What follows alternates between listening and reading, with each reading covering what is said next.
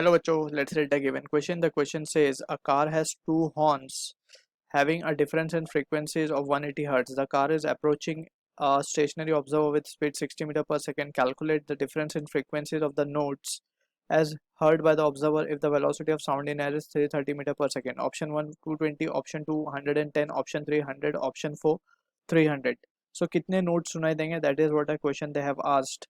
So as a key concept, so since we can see there is a relative motion between the car and the observer, so we can say जो frequency सुनाई देगी observer को, that will be something different from the actual frequency, and that apparent frequency can be given by the expression of Doppler effect of sound, which is v plus minus v naught upon v minus plus of vs into n. यहाँ पे we need to be just clear with the convention, and we can easily apply this formula over anywhere related to Doppler effect of sound. यहाँ पे v is velocity of sound in air, v naught is the velocity of observer, vs is velocity of source, and n is the actual frequency, right? So in numerator we will be using positive sign and denominator negative sign whenever there is a case of movement towards each other, यानी कि source observer दोनों एक दूसरे की तरफ आ रहे हो, या सिर्फ सोर्स आ रहा हो ऑब्जर्वर की तरफ, या सिर्फ ऑब्जर्वर आ रहा हो सोर्स की तरफ. So in that scenario we will use plus sign for observer, negative sign for source, and vice versa अगर हम बात करें that is minus plus. So this will be the case of moving away from each other, यानी कि source and observer दोनों ही एक दूसरे से दूर जा रहे हो, या दोनों में से एक दूसरे से दूर जा रहा हो. So for observer we will take negative and for source we will take that value to be positive, right? So जब भी कोई ऑब्जेक्ट टूवर्ड्स आता है, या फिर सोर्स के हम नज़दीक जाते हैं, या सोर्स हमारे नज़दीक आता है, सो हमारे को जो फ्रीक्वेंसी सुनाई देती है वो ज़्यादा सुनाई देती है, राइट? सो इसीलिए हम ऊपर प्लस नीचे माइनस लेते हैं ताकि हमें अपरेंट फ्रीक्वेंसी ज़्यादा हो जाए. We can check it also, और vice versa will be the case for minus and plus, right?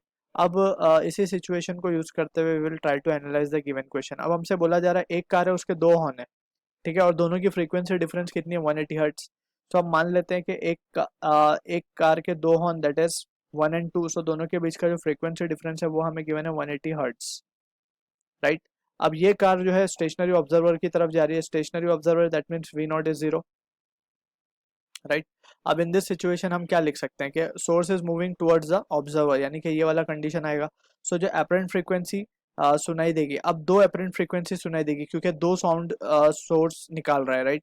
सो एक को हम कह देते हैं let's say n A. So n A will be what? N A हम लिखेंगे v, क्योंकि स्टेशनरी ऑब्जर्वर है, सो v नॉट तो जीरो हो जाएगा, v अपॉन. अब यहाँ पे we need to be careful क्योंकि टूवर्ड्स वाला केस है, सो नीचे जो आएगा नेगेटिव साइन आएगा एन वी एस इनटू हम कह देते हैं let's say n one. For first जो हॉर्न है उसकी जो फ्रीक्वेंसी हमने ले लिया एन वन, राइट? सो दूसरे के लिए हम क्या लिखेंगे? इसको एन बी लिख देते हैं. N B will be equals to v upon, ये तो सेम ही रहेगा, इनटू यहाँ पे हमें लिखना होगा n2. अब n2 क्या है? Basically n2 will be nothing but it is n1 minus of 180, ठीक है ना? इस तरीके से हम लिख सकते हैं. अब हमसे डिफरेंस पूछा गया था दोनों के बीच का, so simply what we will do, therefore now na minus nb को हम करना होगा, that will be equals to. अब हम यहाँ से अब दोनों इक्वेशंस को जब सब्ट्रैक्ट करेंगे, so we can have the value v minus v upon v minus s को तो हम कॉमन निकाल सकते हैं बाहर.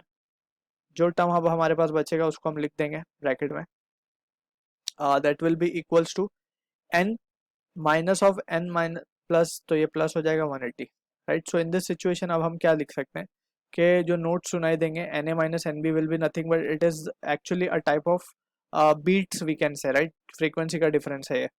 सो we can say this value v हमें गिवन है 330 into 180 divide by v minus v s. v हमें 330 गिवन है, वी एस 60 गिवन है, सो ये हो जाएगा 270. So from this we can say 0 0 cancel, 9 2s are 9 3s are 3 1s are 3 11s are. So this answer is coming out to be 220 hertz, 220, sorry, just it will be the value of 220 notes we can hear. So from the option we can say option 1 is the answer to the question. I hope you understood the solution. All the best.